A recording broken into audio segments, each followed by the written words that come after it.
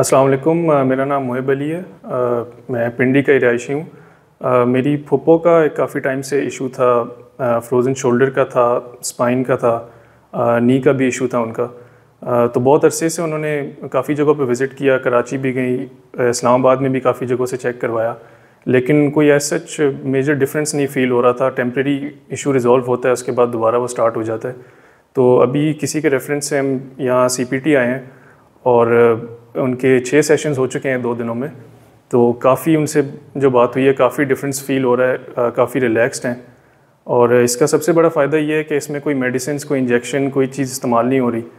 तो अभी इस टाइम पे जो है उन्होंने इमीडिएट एक आपको जो रिलैक्सेशन फ़ील होती है, वो आप इंशाल्लाह आएंगे तो आपको पता चलेगा कि काफ़ी डिफरेंस है जो मेडिसिन यूज़ कर रहे हैं और जो यहाँ पे आपको उसी टाइम पे एक जो है ट्रीटमेंट फ़ील होती है। Thank you.